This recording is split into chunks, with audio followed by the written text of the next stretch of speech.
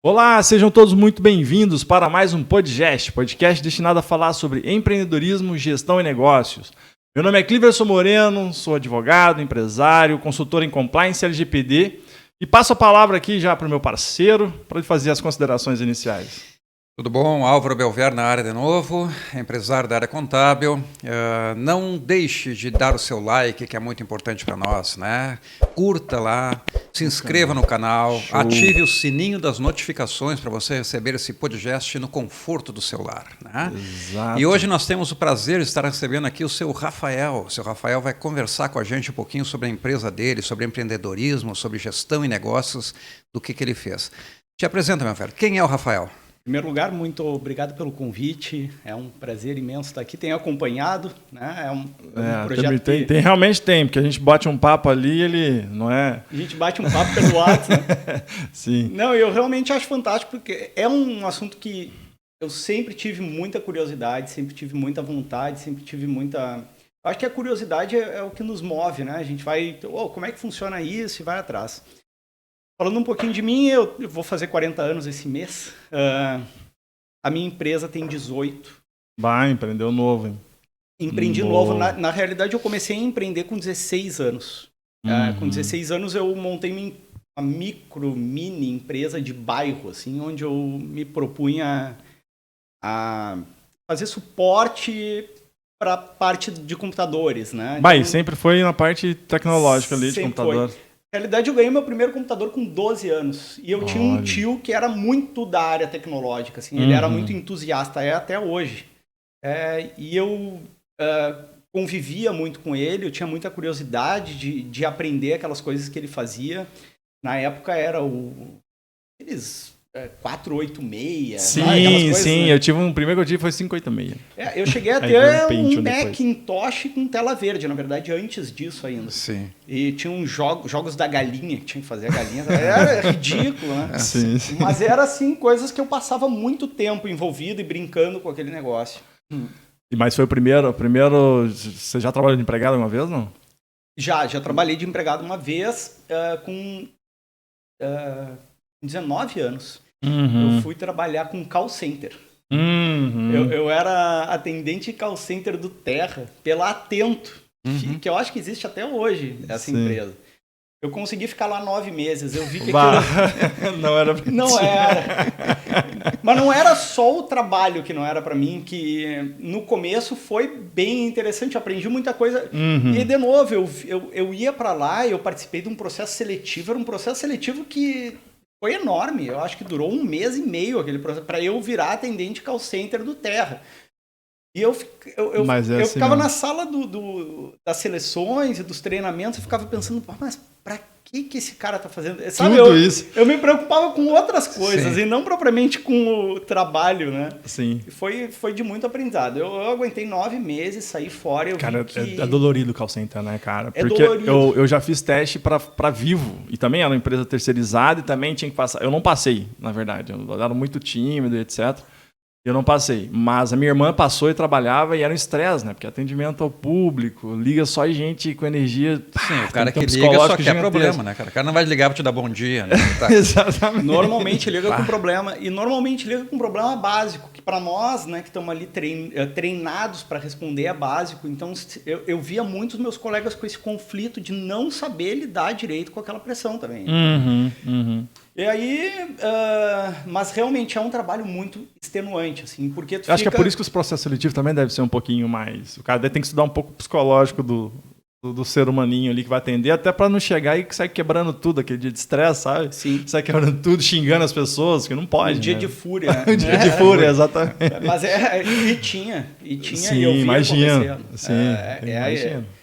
Mas foi uma fase... Mas aprende, né, cara? Gurizão, não tinha nenhuma experiência com nada, então eu acho que foi uma baita oportunidade para mim. Sim, sim. E eu procurava justamente começar a entender, mesmo que sem querer, né? Sem 19, 18 anos, a gente nem sabe o que vai acontecer, né? E aí eu ficava muito curioso para ver por que eu tenho um gerente, por que eu tenho um supervisor. Já vendo a estrutura, olha aí, já vendo a estrutura de como funcionava a empresa. Como funcionava uma empresa gigante, como é o caso da Tento, que eram vários andares num prédio do centro, que era toda digitalizada e cheio de crachazinho. Sim. Então foi uma experiência. E aí, 16 deu uma empreendida, 19 virou por 9 meses empregado, teve alguma... E aí a sequência? Bom, eu achei que eu queria ser advogado. Sério, olha aí. Eu fui para a faculdade de Direito. Começou a fazer? Chegou a fazer? Fiz 2 anos. Olha aí, cara. E viu que é uma... Eu não conseguia passar. Falando mal da profissional, não é, na verdade, não é. Tá tranquilo. Tem vários nichos dentro da advocacia. Eu repeti 2 vezes filosofia e eu repeti 1 vez direito tributário. E assim, ó, eu não consegui, eu vi assim, eu vou ficar aqui 10 anos e eu não vou aprender esse negócio. Não é para mim isso aqui. Mas quando eu comecei a cursar essa faculdade de Direito, os meus pais, na época, tinham um escritório de consultoria, onde eles davam consultoria tributária, empresarial para outras empresas. Eu acho que isso que meio me induziu... Mas são advogados? Meu pai era advogado. Entendi. E eu comecei a trabalhar com eles, junto com aquela faculdade que eu estava cursando. Era uma empresa de família, tinha todos aqueles perrengues envolvidos. Teve uma época em que eu acreditei que era possível eu ter um crescimento dentro daquela empresa e fazer aquela empresa crescer. Sim. Mas ela tinha existiam muitas resistências dentro da empresa, dentro dos meus pais, para levar a empresa para onde eu queria levar. E talvez conflito de gerações, né, cara? De gerações, certamente. Conflito de gerações ocorre muito em empresa familiar, né? E de visão também, não só de geração propriamente dito, mas de visão de negócio. Meus pais, eles viam o negócio de uma forma que eu achava muito incipiente. Era um negócio que ele tinha uma vida útil muito curta com cada cliente. Entendi. Então a tendência... Falta de recorrência, vamos falar assim. Exatamente. Então a tendência era que eles prospectavam clientes grandes, com tickets médios altos. E eles falavam assim, não, mas agora eu vou prospectar 2 ou 3 clientes iguais a esses e vamos ficar num período muito estável. O que acontecia é que quando eles conseguiam prospectar o segundo cliente, o primeiro já estava saindo fora. Então era sempre aquela coisa de empurrar com a barriga, de tentar e quando tu vê uma coisa sendo tentada 2, 3, 4, 5 vezes e não dá certo, é porque, só um pouquinho, tá na hora de repensar esse negócio. Mas também foi uma época de muito aprendizado, onde aquela coisa de esponja, assim, onde eu aprendi muita coisa que eu devia repetir e muita coisa que eu não devia repetir. Sim. As experiências, né? As experiências que As experiências. E ali eu me dei conta que direito também não era para mim. É muito louco isso, cara. Eu queria ser empresário. Eu não sabia na época nem o que isso significava direito, mas eu queria ter empresas. Eu falava empresas no plural, inclusive. Eu não queria ter uma só empresa, eu queria ter várias. Com o tempo eu aprendi que não é bem assim ter várias empresas. O foco é importante, né, cara? O foco é importante. Sim, sim. Mas eu sempre fui, então, esse cara assim que aprendeu muito de forma autodidata. É meio estranho de falar, porque eu aprendi muito com os outros. Mas muitas coisas que eu aprendi foram de formas não tradicionais. Então, assim... Faz na experiência mesmo, com a vida. Né? De forma empírica e tudo mais. Eu até cursei, teve uma época ainda que eu tentava ir para essa parte da consultoria, que eu achei importante ter uma determinada formação. Eu cursei um curso técnico, acho que foi a primeira turma, inclusive, do curso técnico de gestão, da Escola Técnica da URGS. Eu não sei se ainda existe esse curso. Deve ter, porque empreendedorismo... subiu bastante, tá um tema muito sendo discutido, empreendedorismo, desenvolvimento. Foram 2 anos de um curso muito legal, que eu recomendo. A gente, óbvio, tem que fazer uma prova de seleção. Eu tive que fazer uma prova de seleção, mas é URGS, né? Então foi gratuito e foi um curso... tive professores muito legais e aprendi muito lá. Mas tu vê que nessa parte da história que ele está contando, tu já nota a veia de empreendedor dele, não naquele momento, 16 anos, que tu abre o negócio. Também, né, não deixa de ser. Mas quando ele está trabalhando no call center, quando ele está trabalhando com os pais, né? já enxergando a estrutura da empresa, né, que o funcionário que está ali para trabalhar e não está vendo isso aí, ele não é um empreendedor. Ele só abre né? o computador e... eu estou trabalhando com os pais, eu estou vendo a prospecção de negócio deles, como é que tá, como é que poderia ser, como é que poderia melhorar, né? Então tu já vê a veia do empreendedor, da pessoa neste momento, né? Então a questão do ser autodidata, às vezes a pessoa não se dá conta, mas eu nem sabia que era empreendedorismo, mas eu já fazia empreendedorismo. Né? Mesmo no subconsciente eu já estava elaborando e fazendo aquilo ali. Né? Então tu vê nessa questão do teu crescimento, na tua trajetória até agora, né, que tu está contando, tu já nota os sinais do empreendedor ali. E é uma inquietação que às vezes ela é assustadora. E o fato dela ser assustadora, ela afasta muita gente que poderiam ser... então, um medo, digamos assim, entre aspas. Não gosto muito de medo, porque é tudo risco, né? Então, a nossa vida como empreendedor é tentar diminuir o máximo possível o risco diante de uma determinada situação. Mas qualquer coisa, tu vai sair de casa vai ter risco, tu vai voltar para casa vai ter risco, tudo tem risco. Então, eu acho que esse medo que as pessoas têm e que eu fui perdendo, justamente por conta dessa trajetória, eu comecei a ver, não, só um pouquinho, mas eu tô com medo de quê? O que pode dar errado? O que eu posso perder? Você fez um balanço ali, né? Isso. Sabe, eu não consigo fazer isso aqui em paralelo com esse projeto. Então, eu sempre procurei ter uma contingência, de certa forma, assim... uma base, mas eu nunca me atirei de forma... velada, assim, sabe? Nunca tapei o olho e fui. É claro que sempre tem um momento onde tu tem que dar um peitaço e assumir as consequências daquilo que tu tá fazendo. Mas eu sempre procurei, assim, eu tô saindo do Terra, né? Da Atento lá daquela época. Mas eu vou para onde depois? Eu vou me demitir, né? E aí eu vou ficar sem ganhar aquele dinheiro que eu tô ganhando, não vai ser legal. Então vou fazer o quê? Então eu sempre tinha... Não, só um pouquinho, vamos começar a terminar uma fase aqui, mas já vamos começar uma outra em paralelo ali.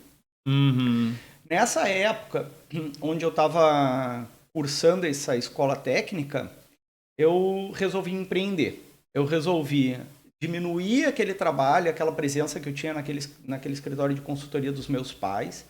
Comecei a tentar uma carreira solo, também nessa parte da consultoria, mas não tão densa quanto eles faziam, não nessa parte tributária, que obviamente eu não tinha formação nem conhecimento, como eu disse, eu rodei em direito tributário, inclusive, então não vou ficar me metendo nisso, né? Mas eu comecei a pensar assim, só um pouquinho, inclusive isso depois, eu trouxe isso depois para um grande amigo meu, eu conheci na AGE, vou contar essa história depois, E ele teve um momento de reflexão onde ele, acredito eu, tenha feito exatamente a mesma coisa que eu fiz. Eu fiquei pensando, por que eu vou trabalhar em 3 clientes, ganhando X, se eu posso daqui a pouco atender um cliente uma vez na semana e ganhar X? O mesmo X. Então eu vou trabalhar menos e ganhar o mesmo, só que eu vou trabalhar em carreira solo. E aí eu comecei a fazer isso e comecei a querer empreender. E eu não tinha dinheiro. Normal. Tu e 99% dos brasileiros que quer empreender. Eu estava na época querendo já casar, eu já conhecia a minha esposa na época, a gente já estava planejando casar, eu não tinha dinheiro para investir, eu pensei, o que eu posso empreender com pouco dinheiro, ter um comércio com pouco dinheiro? E aí eu pensei em comprar uma banca de jornal e revista. Eu pensei em comprar uma banca de shopping ou alguma coisa assim, e comecei a ver algumas que estavam à venda, e eram muito caras. Eu digo, mas como é que pode uma banca ser tão cara? Né? Porque a gente eu olhava a banca... Só as revistas ali, o negócio, pô, um cara trabalhando. Era caro pra burro, assim. Pra mim era muito dinheiro na época. Né?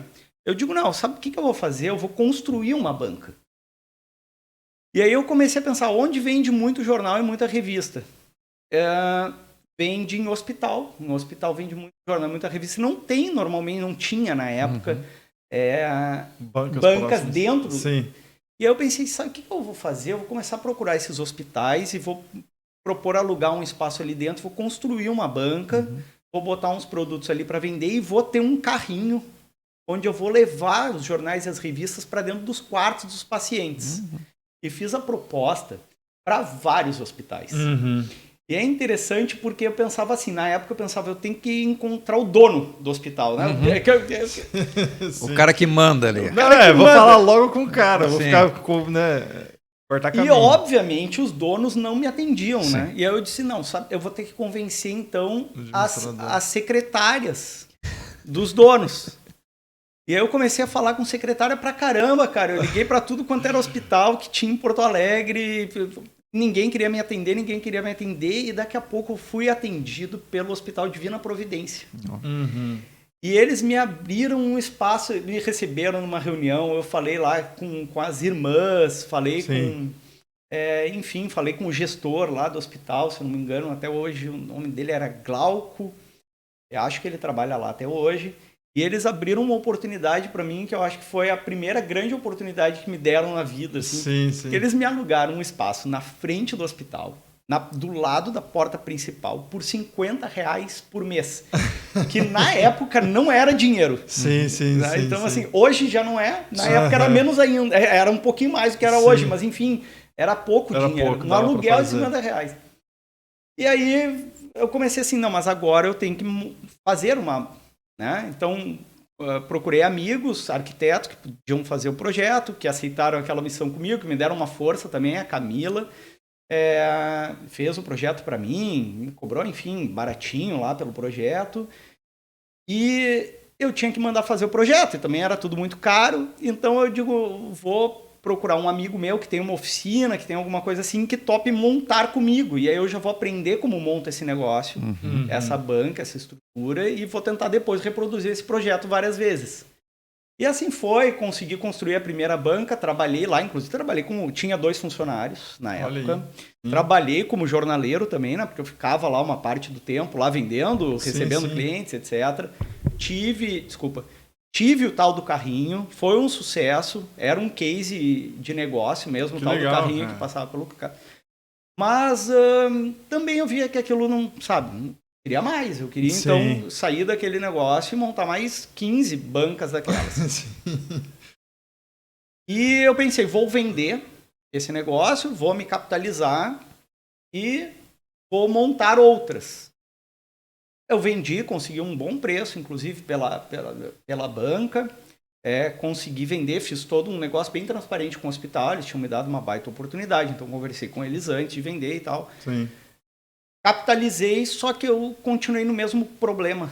Eu não conseguia penetração nos outros hospitais, eu não conseguia outro... E aí, meio que a vida começou a me encaminhar para outro lado. Mas tu gostava, a parte de tecnologia continuou presente todo esse período? Continuou presente. Tu gostava, mexia bastante no computador? Sim, eu tinha um sistema de gestão na própria banca, então era uma das poucas que tinham. E eu pensei justamente nisso. Como que então eu vou ter um... Que ano foi isso, Spilk? Desculpa, só pra gente ter um... Porque falar de tecnologia há sei lá quantos anos atrás, né, meu? Eu vou te dizer que sistema de gestão em banca de jornal, cara, era muito inovador. Não, na verdade já começa sendo inovador quando ele fala da questão do carrinho. Tudo é inovador, né? Sim. Já procurar construir a própria banca, procurar aonde botar, né? Então determinei o nicho de mercado, vai ser os hospitais. Vou construir a banca ali, né? Vou bater de porta em porta. Vou ter um adicional, né? Vou ter um plus, que eu vou entrar ainda nos quartos ali, que eles são permitidos para oferecer o produto. Tudo isso aí já mostra o quanto o potencial de empreendedorismo que tem, né? Sim. E ainda mais, ter uma gestão própria, né? Um programa que pudesse fazer Mas isso. Mas já era teu ou era comprado? Tu que desenvolveu? Eu que desenvolvi na época. Pior ainda, olha só. Tu estudou programação? Não, desenvolvi... Tá, desculpa, eu não quero cortar mas desenvolvi a grosso modo, né? A gente tinha... Eu já sabia fazer alguns macros no Excel, então eu criei alguns formulários, algumas planilhas, algumas coisas em Axis, que se usava muito na época. E disse, eu quero que vocês controlem o estoque por aqui. Tá? Então, vende, não tinha leitor, não tinha nada, mas enfim, digita o nomezinho do produto, dá a baixa no estoque, aquela coisa toda, né? Foi uma coisa que foi se desenvolvendo e eu comecei a pensar como que eu posso, então, levar esse know-how, mas para alguma coisa que eu possa vender em escala. né, em que não dependa tanto de mim como a consultoria, que não tenha tanto furo para escalar o negócio como uma banca com suas tecnologias, etc., até de construções, porque é uma banca bem diferente, assim, não era uma banca dessas quadradinhas, ela tinha um design todo com acrílico, com coisas desse tipo. Mas o que eu posso fazer para levar o meu conhecimento para dentro das empresas, mas que eu possa me desvencilhar um pouco dessa mão de obra e dessa coisa de eu ter que estar tão presente. E aí eu pensei, não, só um pouquinho, eu já tenho uma formação técnica em gestão, eu já conheço muito sobre os problemas que as empresas passam diariamente, eu tenho um conhecimento em tecnologia que eu adoro. Então, era assim, a tecnologia até aquele ponto, para mim, era uma brincadeira, era um hobby. Isso que eu ia te perguntar. Tu aprendia porque tu curtia. E o estudo veio, o conhecimento veio a partir de curiosidade. De curiosidade, exatamente. Então, assim, como faz um site? Vou tentar fazer um. Como faz um programa? Vou tentar fazer um Hello World, né? Olá, mundo. Isso, exatamente. E aí veio a ideia da fluidez. E que ano? Desculpa, a gente nem... Eu perguntei, mas tu não... Bom, a banca, essa revistaria, o nome da empresa era revistaria.com, eu acho que... .com? Cara, não tinha... Vou te falar uma coisa, meu amigo. Não tinha como tu fugir de onde tu tá hoje. Tu consegue imaginar isso? Nem imaginava na fluidez. Não. E a revistaria era .com, que já era coisa vinculada à tecnologia. Era um... subconsciente aí, não, já era falando. uma das pegadas era ter o atendimento web, assim. Naquela época já pensava nisso. Eu não sei quanto tempo faz, eu acho que foi... que ano foi a revistaria? Eu acredito que uns 20 anos atrás. Vou fazer 40. Deve ter sido 19 anos atrás, mais ou menos. Por aí. Eu não vou saber te precisar exatamente o tempo. E aí, logo na sequência... Logo na sequência, fiquei... De novo, é tudo muito... né? Eu sabia que... Quando eu botava o pé no negócio, já sabia, cara, isso aqui não é para sempre. Né? Então, eu fiquei mais ou menos um ano com essa revistaria e já botei ela para girar. Sim. Faculdade, não, mas olha aí, a faculdade do giro louco. Não, e tem gente que vive disso, sabia, né? Que monta a empresa, deixa ela redonda e vende. Só faz empresa, só faz isso. E tu, na verdade, tu foi um empreendedor do começo ao fim, cara. Assim, um empresário, um empreendedor, um gestor, porque tu fez todo o processo de montar, dar lucro para tu conseguir vender e manter ela por um ano, vender e depois pensar em outro negócio. Sim. Não, isso na verdade só não prosseguiu porque te fecharam as portas, né? Os outros hospitais. Senão teria duplicado essa ideia e talvez tivesse até hoje. Talvez tivesse. Ou, claro, hoje a gente não sabe como é que está a questão de revistas, não, mas era jornais. .com, ele devia estar no .com mesmo, é Deus nessas horas aí. E aí. A porta fecha aqui e abre outra. Pensando em tudo isso, eu pensei assim, vamos pensar numa solução na parte da tecnologia, que eu possa incorporar dentro das empresas, ajudar essas empresas naqueles pontos fracos que eu via nas consultorias que os meus pais faziam, etc. Mas que eu possa cobrar pouco e ter vários clientes. Porque sempre me incomodou essa coisa de ter uma fonte de renda só. Então assim, mas tu tem uma empresa só? Tenho, mas eu tenho 50 clientes, 100 clientes, 200 clientes, então, de certa forma, eu consigo, se um cliente rescinde, eu não fico refém desse cliente. Sim. Essa posição de refém... Sim, ela é incomodada. Ela sempre me incomodava muito.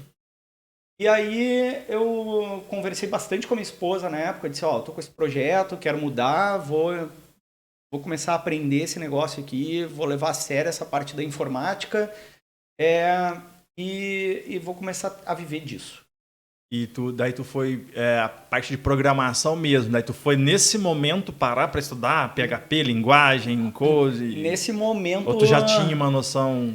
Nesse momento eu ganhei um primeiro computador forte, assim, digamos assim, da minha esposa. Ela pegou o 13º dela lá e disse, não, vamos investir então nesse negócio legal, aqui contigo. Cara. E eu me fechava no escritório em casa e começava a estudar o que eu precisava estudar de programação. Sim. O que eu preciso fazer para colocar essa ideia aqui a funcionar, o que eu preciso fazer. Nossa, imagina, 18 anos atrás, cara. Há bastante tempo. Não, mas eu falo como é que era naquela época, cara. Devia ter muita coisa diferente. As linguagens que a gente usava não se usam mais.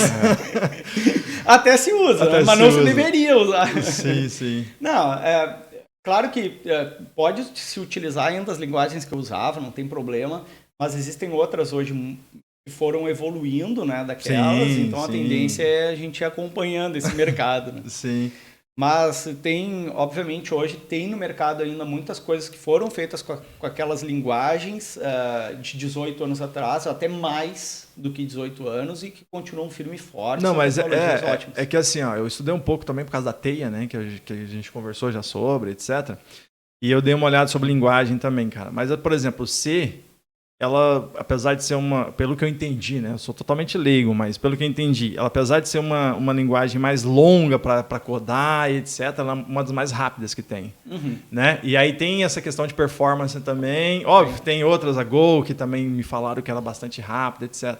Mas acho que é por isso que permanece algumas, vamos falar assim, por tanto tempo. Porque 18 anos, cara, para permanecer. Já existia PHP na época? Quando eu comecei a programar, existia o PHP há pouco tempo. Uhum. O ASP clássico, ele era do Windows, né, Microsoft, e ele era... Na ocasião, eu fui meio que direcionado para o ASP. Eu sempre tive uma relação muito boa com o Windows, né, Microsoft e tal, Bill Gates, meu amigo de... Faixa. meu amigaço. Então eu pensava assim, não, eu prefiro... E o PHP estava mais ligado com Linux, né, e tal. E eu pensava, eu nunca mexi num Linux na minha vida, eu vou ter uma curva de aprendizagem muito maior, acredito eu. Acreditava eu na época, né? E estava errado. Eu devia ter começado no PHP, me arrependo, inclusive. Mas eu comecei no ASP. Mas não é porque existe uma discussão. O que é melhor, ASP ou PHP? Já existia na época.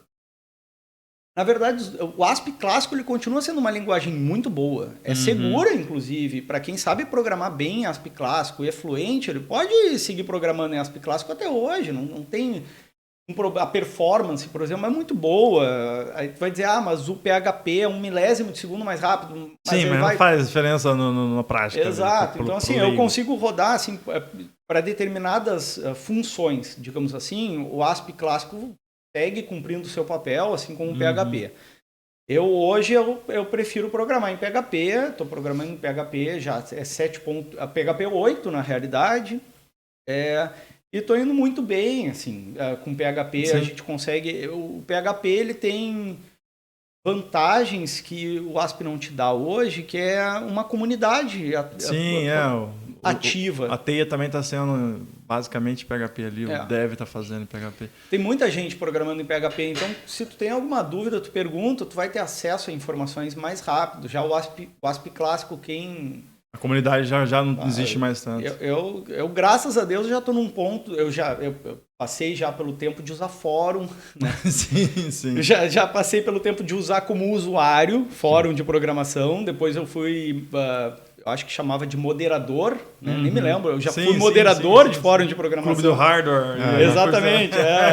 Script Brasil, eu fui moderador há muito tempo, da Script Brasil lá, onde eu ajudava a tirar as dúvidas das pessoas que... Sim.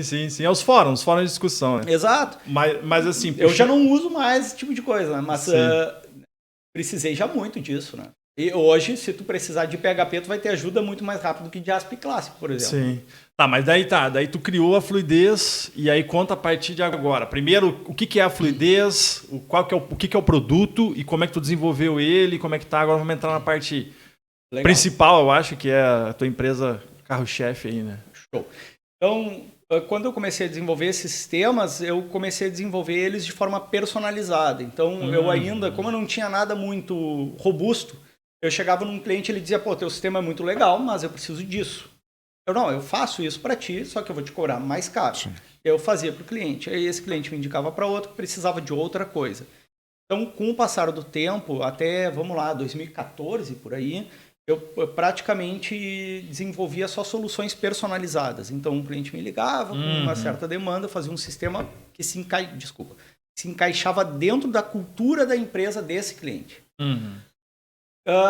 Esses produtos eram um sistema de gestão, de caixa, ou era web, ou era site, um emissor de nota. Era um pouco de tudo. Mas ele normalmente eram sistemas de gestão para gestão financeira, para controle de estoque, para logística. Teve uma época que eu trabalhei muito com um sistema de rastreamento veicular. Então a gente tinha que ter uma API que comunicava com o rastreador do carro para saber onde é que estava o carro em determinado momento. Aprendi muito nessa época. Cara, eu consigo ver, você falando assim, eu consigo ver várias empresas já que estão top, tudo, né? Eu não sei quanto tempo elas existem.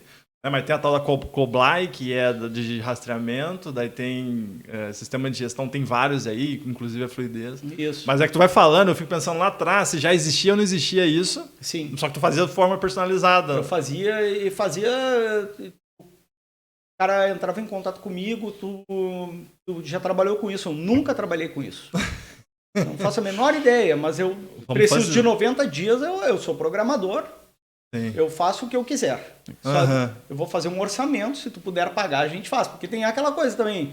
Às vezes é possível, mas não é viável. Sim, né? Sim, financeiramente. Claro. Exatamente. Então, e fui tocando. O que entrava, eu fazia. Era difícil. E era tu e Deus. Não tinha eu, funcionário, tinha tu sozinho era ali. eu e meu ego. Tu e teu ego. Cara, o cara tem que ter psicológico para trabalhar assim, sozinho. Hoje eu tô sozinho também, como consultor, mas o cara, depois você aprende, né? Mas até eu, pelo menos, né, sempre tive um sócio, né, na parte de advocacia, mas quando eu perdi isso, eu tive 2 anos aí, 2019, que eu perdi, né? Que eu decidi trilhar o rumo sozinho. Eu fiquei meio... Mas é que tu também sempre foi empreendedor, tem uma vida solitária, né? Tem uma vida solitária. E é ruim. Porque, às vezes, tu tem uma dúvida que ninguém vai solucionar aquela dúvida para ti, mas tu quer perguntar para a pessoa e ver a cara que ela vai fazer. Sim, só para ver se... Se ela fizer assim, tu já saquei, velho. Não aí descarta. Aí a esposa que aguente, né? A esposa que aguente. E pelo menos ela a minha. ela odeia. A minha esposa é funcionária. Sim, a minha também, mas eu pergunto, ela fala, não sei, amor, você que sabe disso aí, eu não tô nem entendo o que tá falando. Eu falei, então tá bom, obrigado. E ela diz assim, eu sou empregada, eu não quero ser outra coisa, eu não quero ser dona de nada, eu não quero ser empresária, eu não quero ser nada, eu quero ser empregada, eu quero trabalhar, ter minha... E tá tudo bem também. E tá tudo bem também, tá ótimo. E aí, em 2015, de 2014 para 2015, teve uma mudança de jogo, uma virada de chave ali, que para mim foi muito importante, onde a prefeitura aqui de Porto Alegre anunciou ainda de forma tardia, lá em 2014, em 2015 a gente passaria a ter a emissão de notas fiscais de serviço eletrônica. E aí eu pensei, agora está na hora de virar a chave de novo e mudar o meu mercado.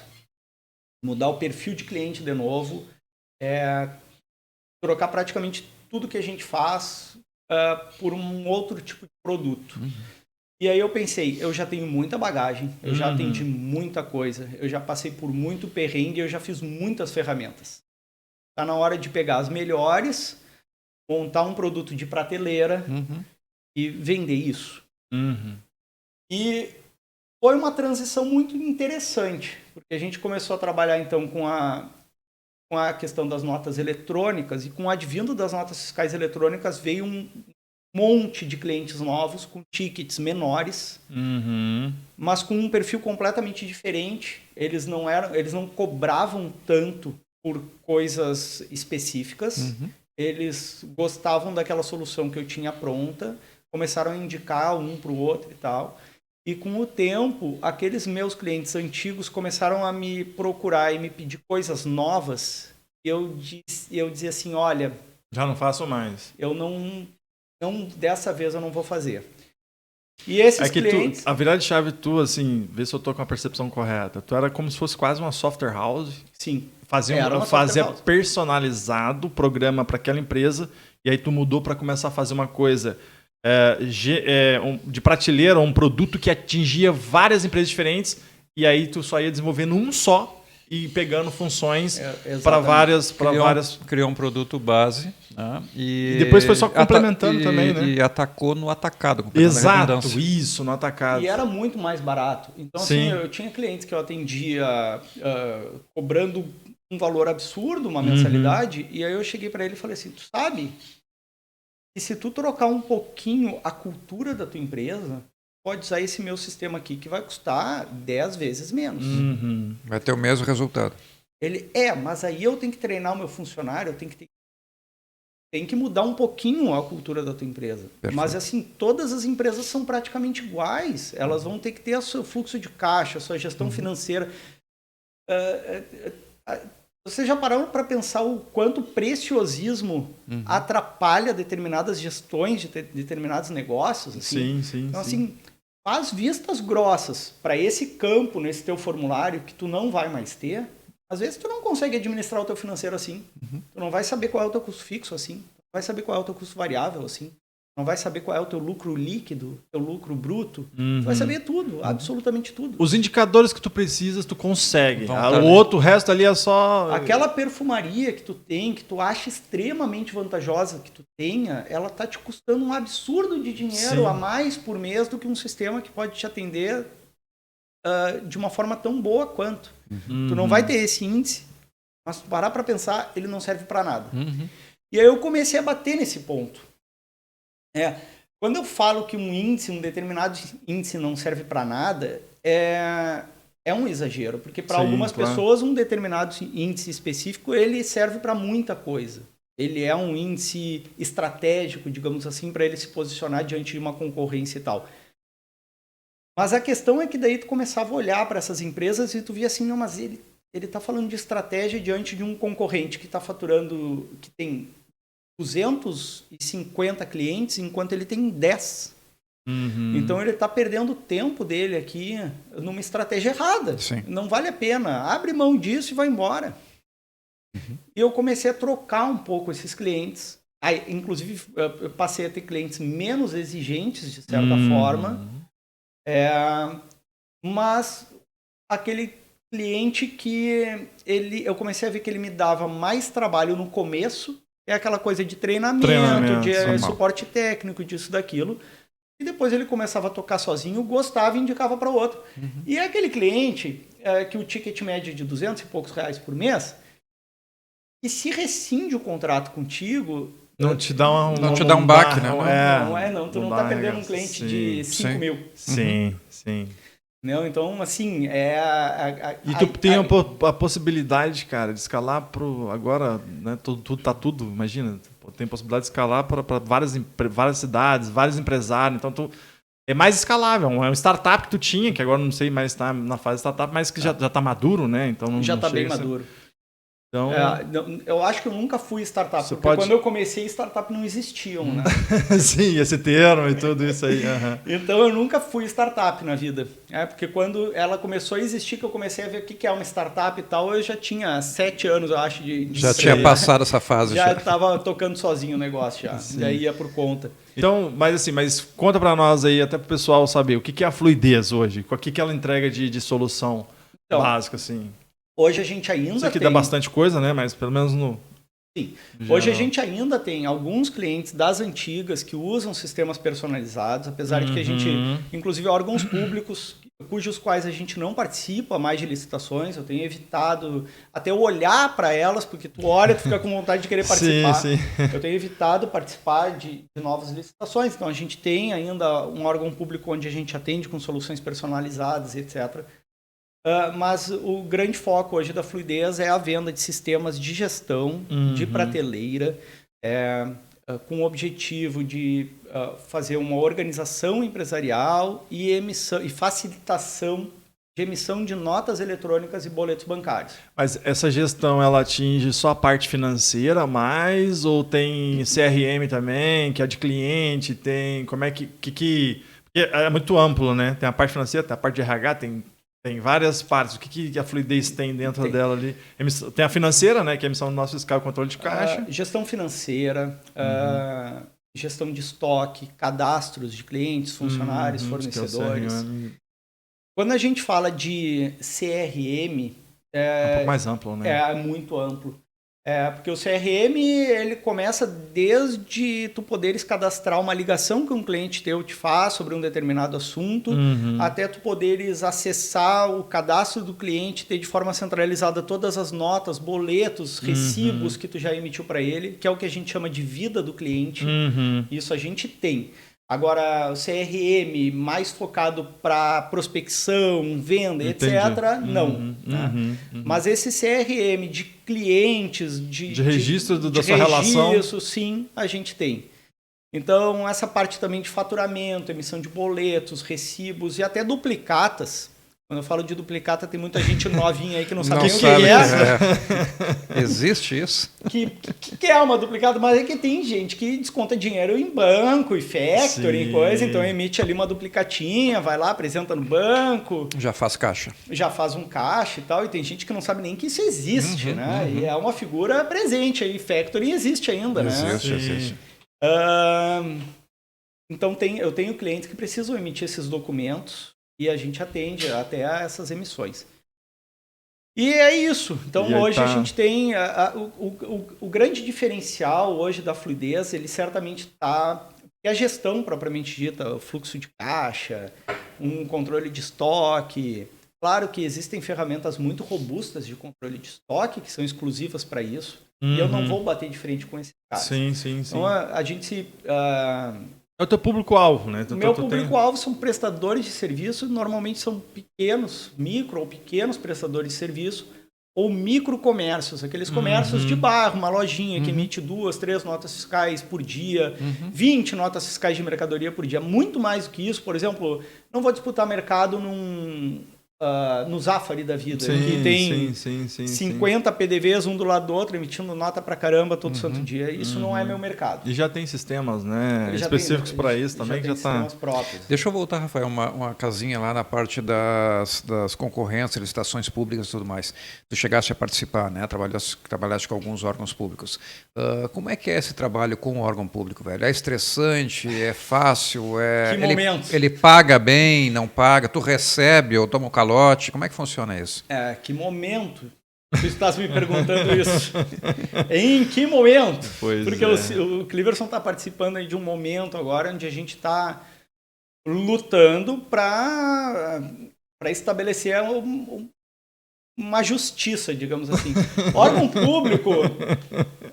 público de forma geral, as minhas experiências em atender órgãos públicos sempre foram muito boas.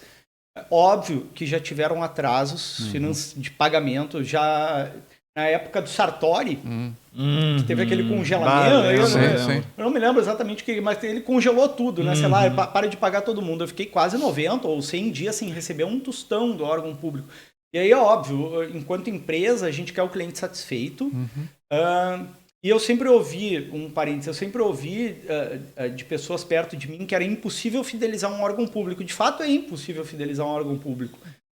Participa de licitação, tem que ter, pelo próprio processo de contratação. Né? Mas não é porque é impossível fidelizar um órgão público que tu não vai dar o teu melhor atendimento para aquele órgão público. Então, assim, durante todo esse período, tem um órgão público que eu atendo, já participei de várias licitações para o mesmo órgão público, pude ganhar várias também, então já estou atendendo eles há alguns anos.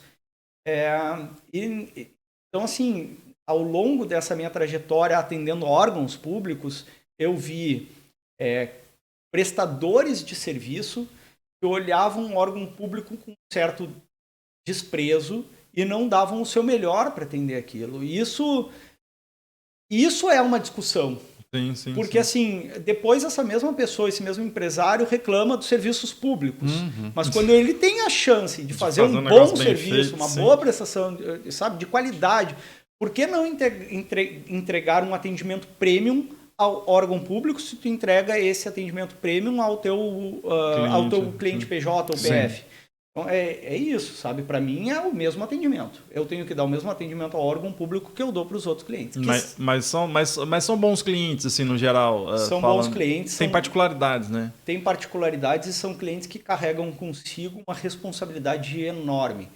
Então, o empresário que tem a pretensão de prestar algum tipo de serviço ou vender alguma coisa para um órgão público, ele tem que pensar no seu papel.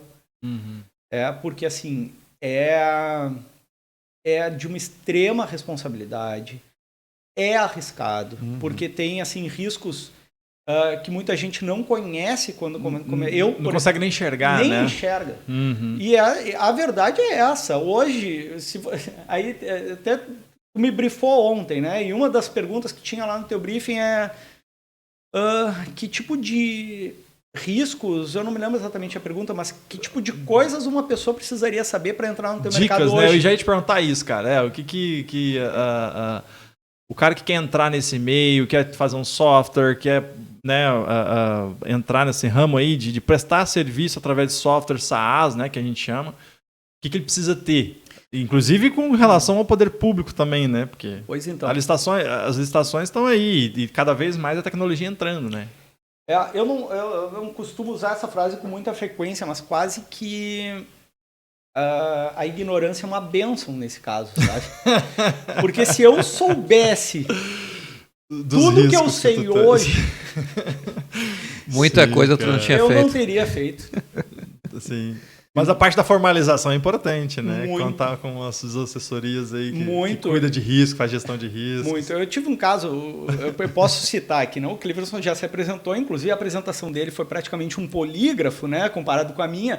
Ele é advogado, pós-doutorado. Nada, isso é rapidinho, só para poder fazer a abertura. E o povo não sabe da missa metade do que tu é, né?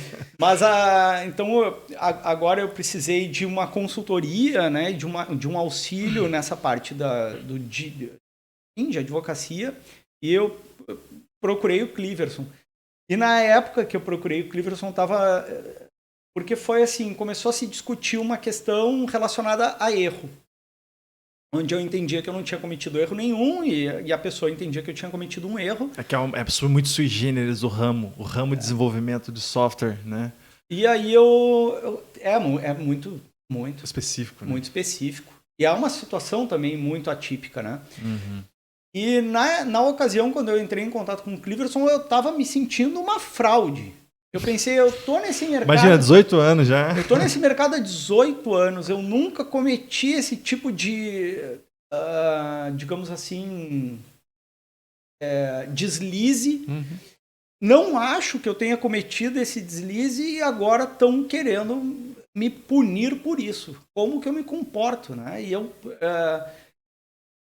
me lembro que o Cleverson, na primeira conversa que eu tive com ele foi mais, eu diria que, psicólogo do que advogado. Mas normal. Ele me disse, cara, tu tá passando por isso, pesquisa no Google assim, assado, tá com essa crise, não sei o que, não sei das quantas, e eu fui pesquisar e era, como é que era? Síndrome do impostor, ou sei lá o que ele tinha falado. Sim. E eu digo, mas realmente é isso. E rapidamente eu disse, não, olha só, eu tenho consciência do que eu fiz, eu sou bom no que eu faço, eu faço há muito tempo, nunca tive esse problema e essa culpa não é minha. Vamos à luta.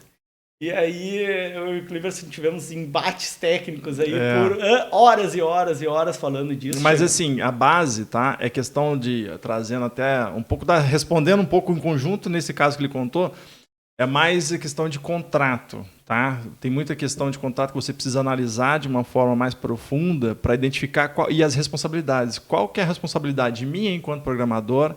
Como é que funciona o meu ambiente, até onde eu posso ir e qual que é a responsabilidade do meu cliente, o que ele precisa fazer para que aquilo... Porque quando o software é personalizado, ele é do cliente. E quem tem que fazer todo o operacional testar e ver se está de acordo com ele, é o cliente, não o programador. O programador ele vai te entregar aquilo, mas para você saber se está adequado ou não, para ti, quem que tem que ver se está adequado ou não? Você. Sim. Né? E então, essas responsabilidades, esse ponto de onde o que cada um faz, qual que é o papel de cada um na relação, é que tem que estar bem estruturado, né? Até porque você faz uma encomenda, né, para o programador, ele te devolve um produto e você dá o aceite. Você testa e diz, ok. Porque no momento que você não dá o aceite, olha, está faltando alguma coisa, você devolve o produto para ele, ele vai arrumar. Agora, no momento que ele te entregou o produto, tu deu como aceite. Se fosse um site, né? Tu deu aceite, amém, velho. Amém. E eu fiz uma analogia, porque foi muito difícil explicar o problema, né? Porque era uma coisa complexa. É complexo e técnico pra caramba. E uma analogia que eu usei com o Cleverson na ocasião foi assim, imagina que a gente está encomendando de uma gráfica um panfleto, um flyer, alguma coisa, e nesse flyer eu estou pedindo que coloque o e-mail contato@rafael.com.br. E a gráfica faz lá o layout, o design, combina contigo, manda para tua aprovação e tu aprovas aquela arte. Diz, pode mandar imprimir, e a gráfica imprime 100 mil daquele material.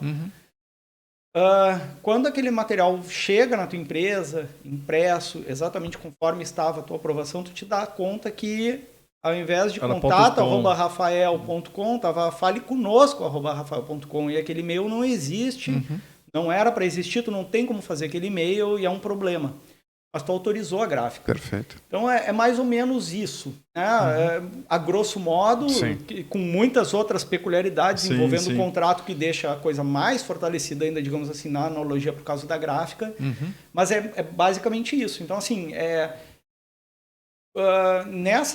inclusive isso é uma das coisas que cada vez mais me afasta desse mercado de soluções personalizadas.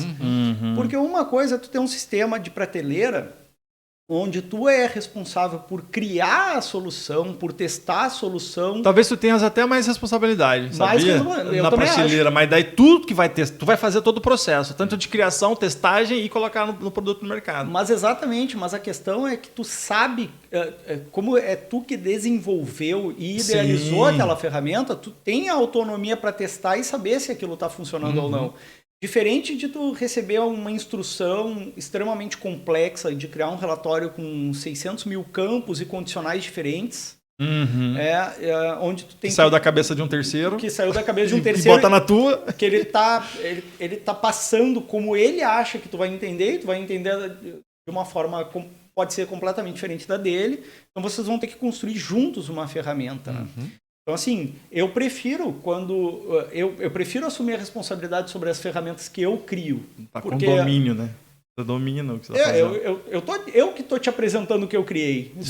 Tu gostou do resultado? É isso que eu estou te entregando.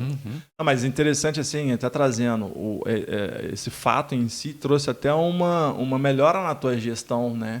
Porque ele fez uma reestruturação também societária nesse caso. E é importante, talvez, até que tu comentar, assim, nessa parte, até para o público também saber, não precisa entrar nos detalhes, mas assim, os movimentos que tu fizeste aí para também não é blindar, mas enfim, mas te garantir, assim, mitigar esses riscos aí, até questão do patrimônio. Se puder contar, obviamente que fica aberto se tu quiseres contar. Sempre, sem problema nenhum. Então, a gente nunca domina todos os assuntos, né? Então, o empresário aqui, hoje o cara que empreende no Brasil, ele é um cara muito corajoso, né?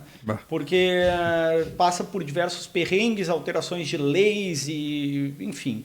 Nessa questão específica, inclusive das notas fiscais, é nota técnica toda hora saindo na Cefaz, pior. Cada município muita coisa para pensar, né? Cada município agindo de uma forma, então a nota de serviço aqui é diferente da de lá. E quando eu tive esses problemas, eu comecei a pensar, não, mas só um pouquinho, eu tenho alguns furos que eu nunca pensei em corrigir, até pelo fato de nunca ter cometido nenhum erro. Então, eu nunca me preocupei com isso, porque eu sei, eu não erro. É só eu que eu não vou cometer esse tipo de erro, não é uma preocupação para mim. E nunca foi. Porém, hoje em dia, qualquer um processa qualquer um. Exatamente, você não precisa tá errado. Sim. Se eu achar que está errado... Tu me processa. E eu tenho que me defender. E nisso eu comecei a pensar, não, só um pouquinho, tem algumas áreas aqui da minha empresa que estão expostas. E eu preciso, de certa forma, proteger isso. Né? Proteger o meu patrimônio, proteger a minha empresa. E aí o Cliverson, mais uma vez, conseguiu me ajudar, ele me explicou como é que eram algumas coisas. Por exemplo, eu tinha uma microempresa, uma empresa individual, uma ME. E não é o melhor, porque o patrimônio da pessoa física acaba se misturando, de certa forma, com o patrimônio da pessoa jurídica. Fizemos, então, uma reestruturação nesse sentido. Conheci a figura de seguro, né? O seguro de responsabilidade civil, o seguro empresarial. Então, não sabia nem que existia isso. Isso é tudo gestão de risco, cara. A gente batendo um papo, orientações simples, que ele foi lá e fez alterações, que acredito que hoje está bem mais seguro, né? E correndo muito menos risco. Porque eu fiquei pensando o seguinte, foi uma indagação que eu fiz para o Cliverson. Cliverson, esse erro não foi eu que cometi. Mas e se eu cometer algum erro desse tipo e gerar algum prejuízo para alguém, tu já pensou? Que ruim. O que eu faço nesse sentido, né? Então, assim, esse seguro é uma coisa que me ajuda. Né? É claro que ele é limitado ao valor do prêmio, da franquia, da apólice e tal, mas eu fiz um seguro alto e tudo mais, então... Ele te dá uma tranquilidade melhor para desenvolver o produto. Essa coisa de erros... eu tenho um caso para contar que eu acho muito interessante, que foi assim. Para vocês verem, é bem similar até. E eu tenho brincado com o Cliverson porque eu tenho colecionado casos de outras áreas que são similares à nossa. Mandou, Cliverson, saiu na mídia. Aqui, ó, o cara fez um pix para um cara que não tinha nada a ver. E aí o Cliverson começa a me responder ali. Mas eu tenho um caso na empresa, eu quase perdi o sono por muito tempo. Foi assim. Eu tenho um cliente que emite ainda boleto bancário com registro pelo Banco Itaú. Então, ele emite nota fiscal e boleto bancário juntos. É uma das nossas features, dos nossos recursos lá. Em um determinado momento, eu conheci um player de pagamento, não vou citar o nome, onde o boleto também era registrado, mas era muito mais barato do que o do Itaú, e tinha uma vantagem na ocasião, onde o boleto ele não precisava transitar com arquivos de remessa e retorno.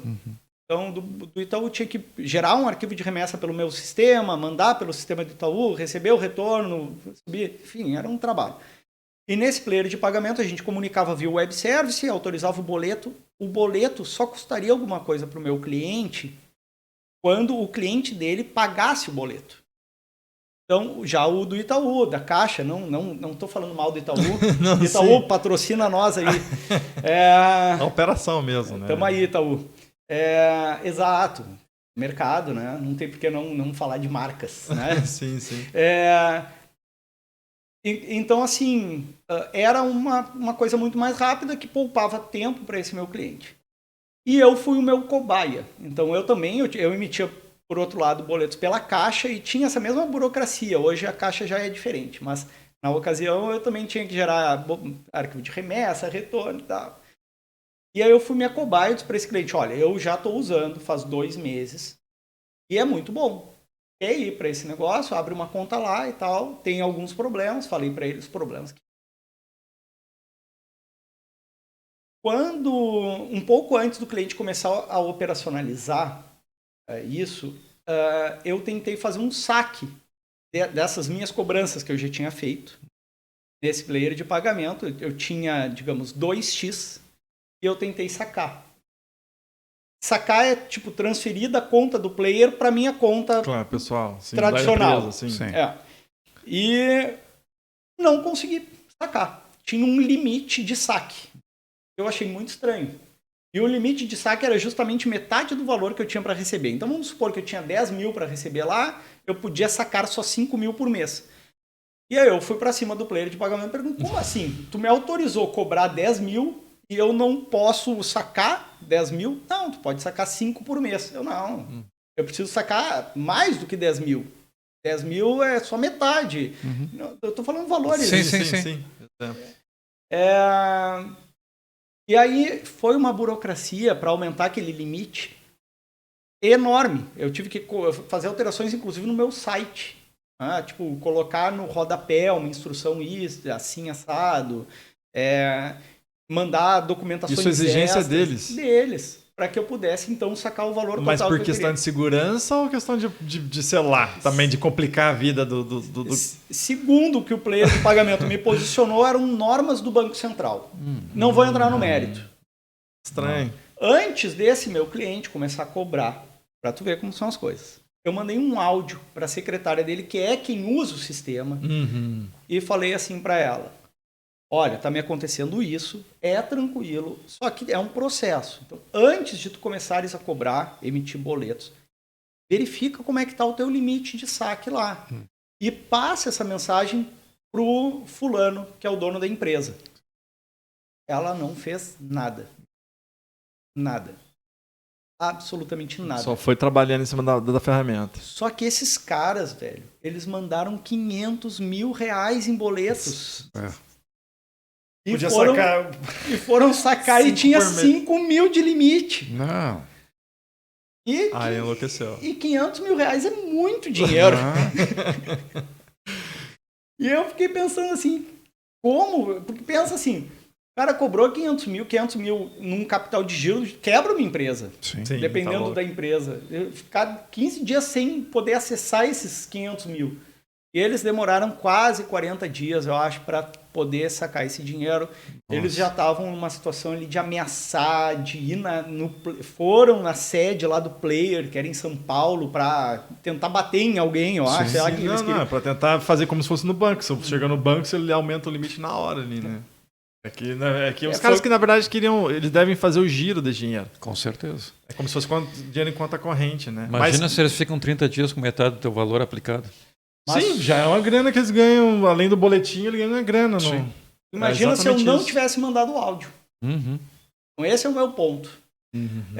Esse é o cuidado que a gente tem que ter, e aí é que a gente começa a perceber o grau de responsabilidade que a gente tem fornecendo um sistema de gestão para as empresas, onde isso pode resultar. Então, os riscos que envolvem toda essa operação, né? Não por sorte, porque é uma coisa que é do nosso padrão lá, do meu padrão fazer, né? Tentar avisar tudo antes, ser o mais transparente possível. Mas, em função desse meu costume, é que eu evitei um problema para minha empresa. Claro. Porque se eu não tivesse falado... Registrado ali esse... O cara fez boletim de ocorrência contra o Player. E assim, a primeira vez que ele me ligou me xingando muito. Sim. Porque meus clientes têm meu WhatsApp, meu celular. Sim. Ele me ligou me xingando absurdamente, né? Como se tu fosse o responsável. E eu falei, eu te entendo, me dá 2 segundos que eu vou te mandar um áudio de WhatsApp. Catei ali o áudio que eu tinha mandado para ela e encaminhei para ele. Tá aí. Aí ele deu um tempo, se acabou, me ligou, Rafael, me desculpa e me ajuda a resolver. Tem problema, eu vou tentar fazer o máximo que eu puder para te ajudar, mas é o que eu posso. E continuando essa questão de risco até, né, cara? Que, bom, tu falou aí a responsabilidade, os riscos que tu corre, na questão de análise do contrato, estruturação até da tua empresa, tudo a gente está falando de risco aqui. Como é que tu lida com o que nós estamos tendo aí de riscos cibernéticos, tá? Até que também é um risco, né? Para quem está querendo empreender na área e fazer, tem que pensar nisso, né? Cara, a gente está vendo muito ataques ransomware, né? Que fala, enfim, DOS, que os caras falam, derrubando o site, etc. Cara, como é que tu se protege, né? E como se proteger, se é que tu pode passar até para o nosso ouvinte assim...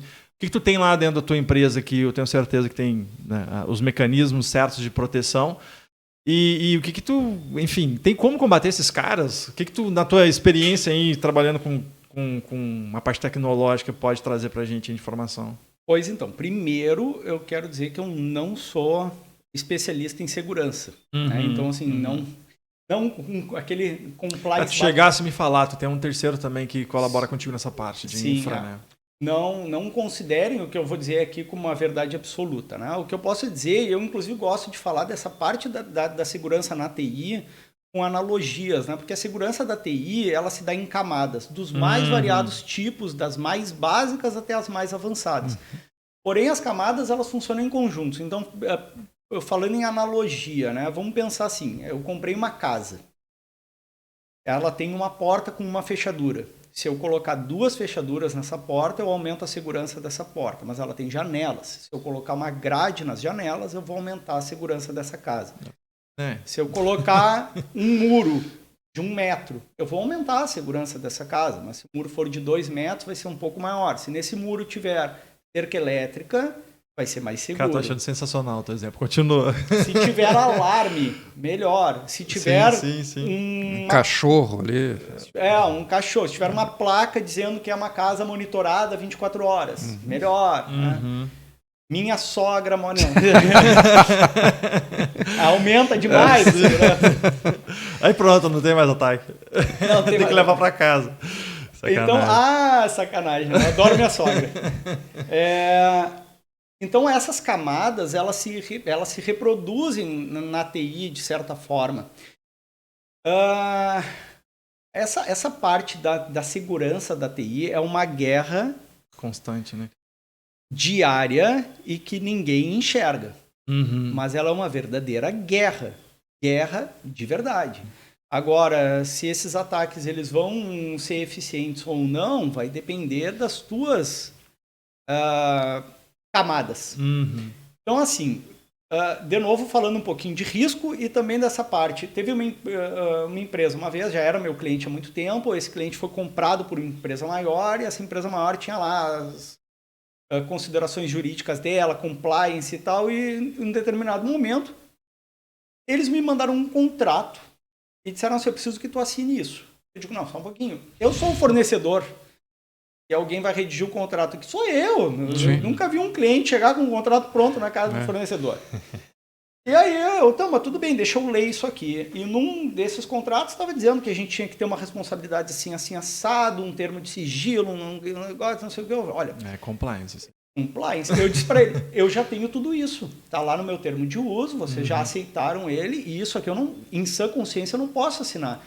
Porque dizia que eu tinha que ter, por exemplo, na parte de certificação digital dessa empresa, dizia que, obviamente, eu não poderia divulgar ou fornecer o certificado digital deles para ninguém, o que é óbvio, nem dar a senha deles para ninguém, nem deixar vazar a senha deles para ninguém.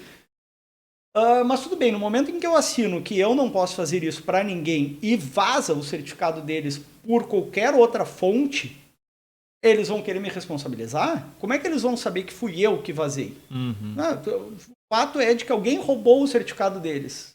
Ou alguém teve acesso ao certificado deles. Como eles vão saber que foi comigo? Não tem como saber. Então, óbvio, mas aí eles vão ter que provar, mas aí isso, mas aí aquilo. Só um pouquinho, mas isso não está escrito aqui. Está escrito que eu sou o responsável por isso aqui. Entendi. Bom, aí teve uma discussão lá com a funcionária deles. Eu falei, olha, tu me desculpa, eu vou te dizer de novo de uma forma bem educada. Eu prefiro perder este cliente do que assinar este documento. Eu não vou. E aí quiseram fazer uma reunião comigo, eu falei lá com o supervisor dela, com não sei o quê, com não sei das quantas. Eu disse, olha, eu tô aqui, eu tô atendendo vocês, eu não tô desdenhando o cliente, eu quero vocês como cliente, eu respeito vocês, eu não vou assinar isso. Se vocês quiserem continuar comigo, as condições são as que tem no meu termo. De uso que eu entendo que já tenha basicamente tudo que estão pedindo com as considerações que a gente acha importante. Tudo bem, eles aceitaram. E aí eles me mandaram um certificado digital. Primeiro, porque eles não deveriam ter me mandado o certificado digital. Você deixa na tua máquina e já upa direto lá e instala lá no sistema. Segundo, o nome do arquivo do certificado digital era senha xyz.pfx. Ah, meu Deus. Não, na verdade, cara, para vazar, é o cara que qualquer um que te olhar já sabe a senha. Não, sabe tudo e já era. E em certificado digital o cara consegue fazer uma baixa de CNPJ dos caras, sei lá o que consegue fazer na Receita Federal. Meu Deus, assina como se fosse o dono da empresa. Risco. O cara não... Aí Que absurdo, cara. Por e-mail. Por e-mail. Sim. Não é nem um pouco seguro, né? Cadê a camada de segurança da informação ali? É assim então. E aquele documento queria que eu assinasse assim. Aí eu peguei, dei um print na tela, mandei pro supervisor, pro WhatsApp, mandei isso. Pelo amor de Deus, troque certificado, faz um novo, troca a senha. Uma senha, era senha de 4 ou 6 dígitos. Sim. Então, quando a gente diz assim para o usuário comum, né, vamos trazer a coisa para o usuário comum. Quando a gente diz para o usuário comum fazer uma senha forte, com letras maiúsculas, minúsculas, usar caracteres especiais, símbolos, arroba... É para que a porta fique maior, né? Não é bobagem, sabe? E outra, uma dica que eu posso dar, no caso concreto, usa uma senha para Facebook, usa uma senha para Instagram, usa uma senha para o teu e-mail, usa outra para... Rafael, mas é chato pra caramba. Mas são os seus dados que estão ali. Né? Não, e a guerra, né? Você vai pra guerra como? Você quer ir cheio de arma, de dinamite, ou você quer ir com uma pistolinha, né? Você tem que se armar, você tem que se defender, no caso, né? Pra defender. E na parte de sistema, tem aqueles botõezinhos assim, sair.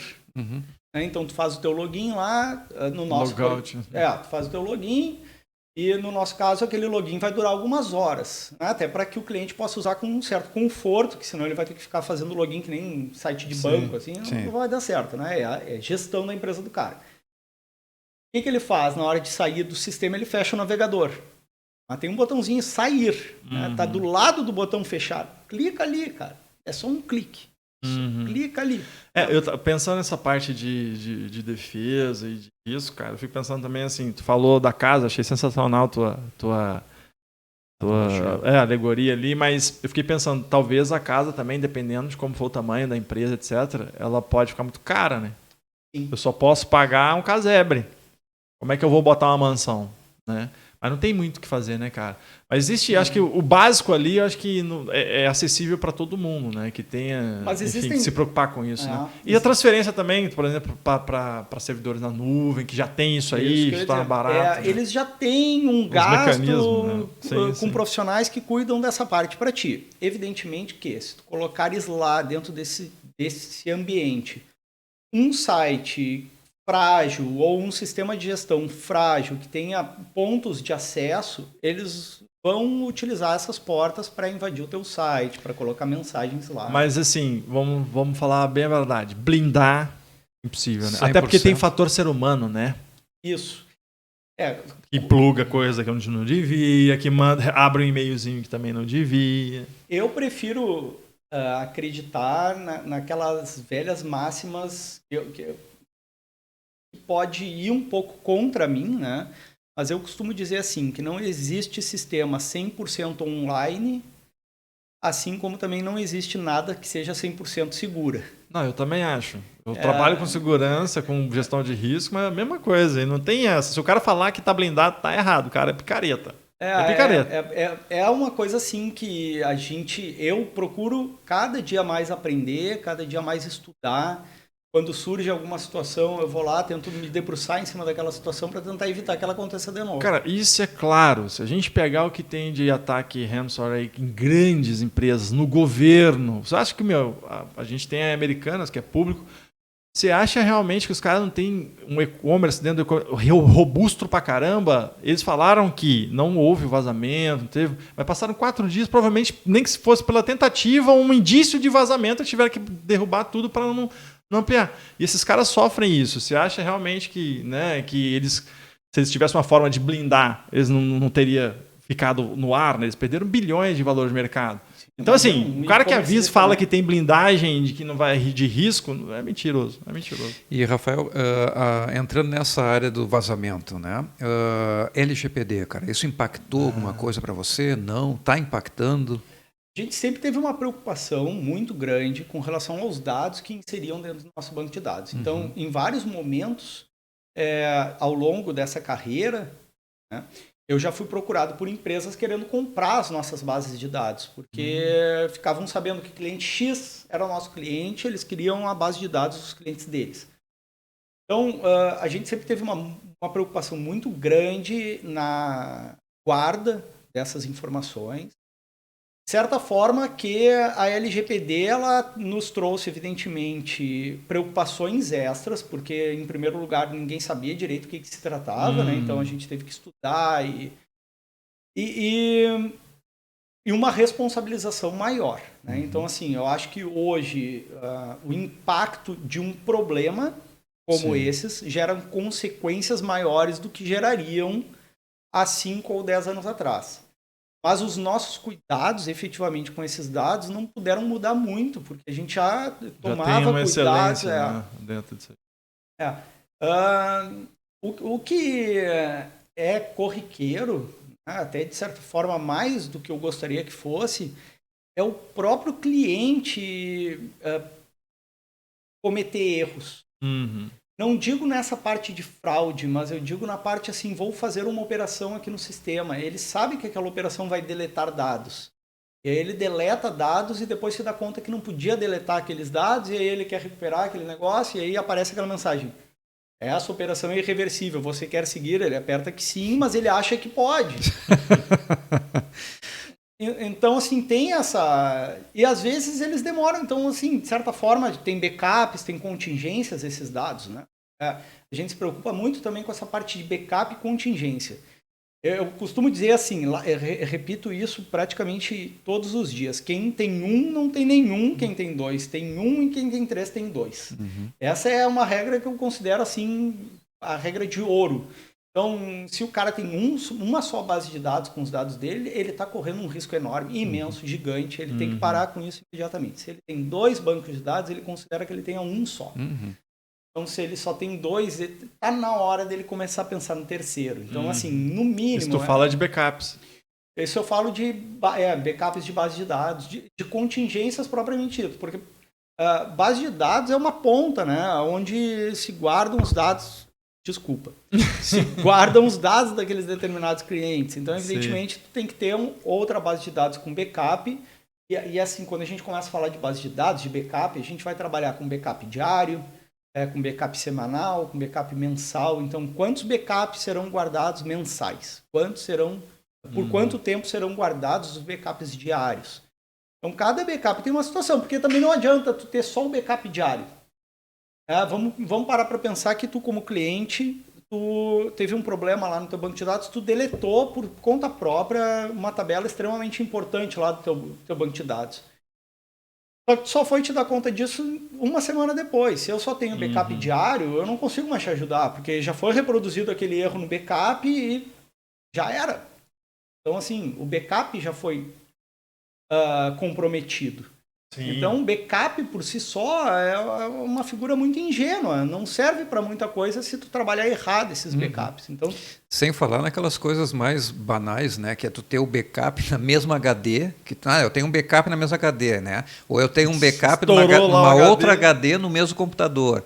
Ou eu tenho um backup numa HD externa. Cara, se pegar fogo, deu, velho. Já deu, tu não tem uma HD na nuvem, um backup na nuvem, em outro, na tua casa que seja, né? Ou 2 backups, um em cada nuvem diferente. Né? O risco que tu corre é enorme, né? Hoje a gente tem visto cada vez mais frequente problemas de rotas na internet. Então, vamos supor que o meu servidor esteja em um local lá dos Estados Unidos e outro esteja no Brasil.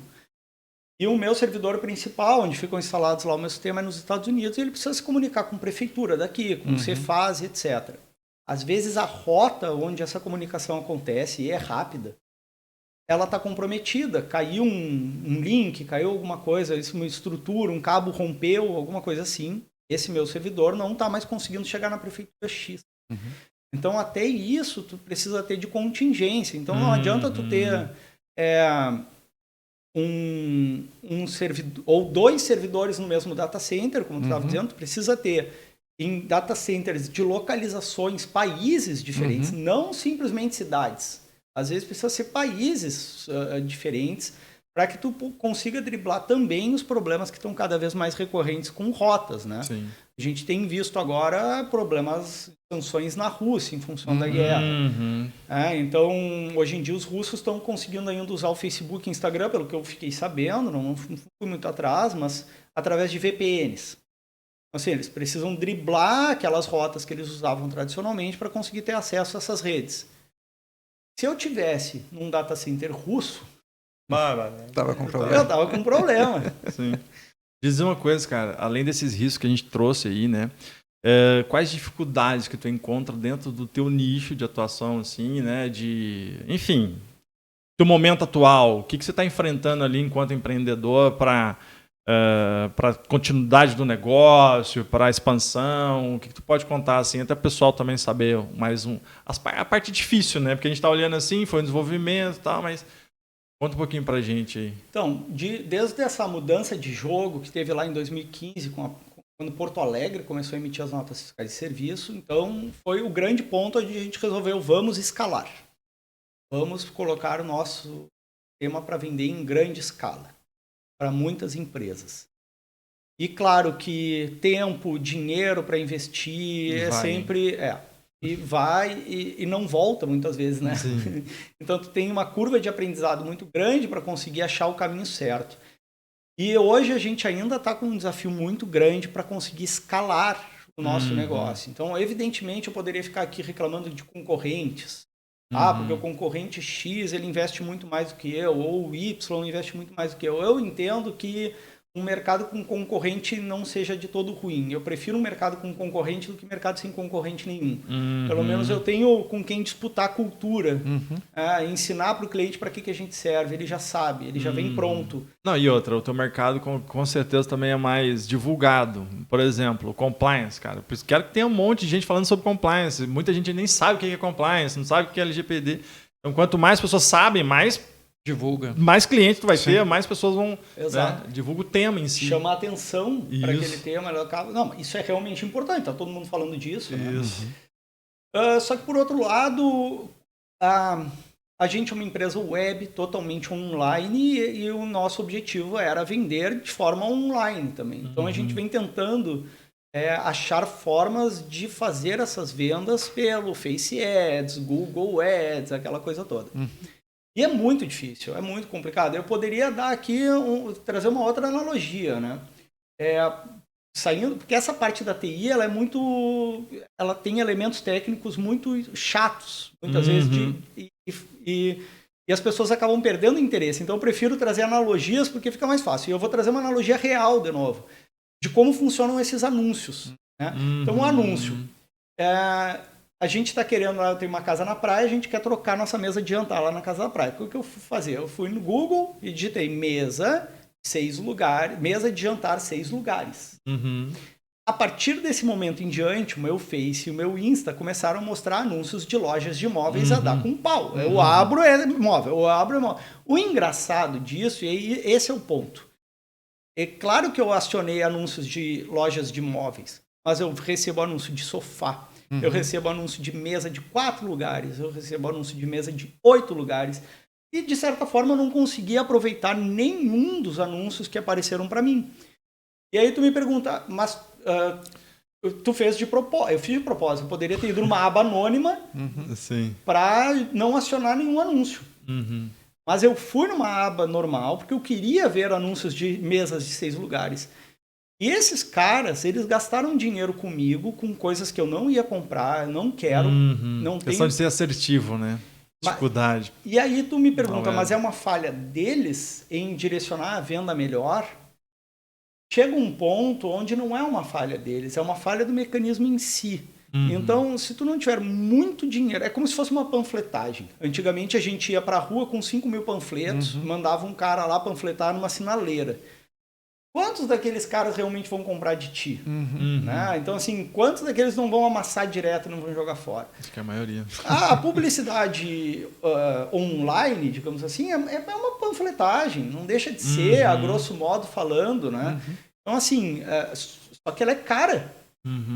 É muito cara. Então, tem cliques que custam R$15, gente. Sim, dependendo do mercado, dependendo da palavra-chave que acionou, dependendo do perfil que tu seleciona, do teu público-alvo, aquilo ali vai subindo e às vezes o cara dá um clique que custa R$15, onde o anúncio deixa claro que se trata de um sistema de gestão para emissão de notas eletrônicas e o que o cara é? Uma pessoa física tentando resolver um problema que ele tá para ler um QR Code da nota gaúcha.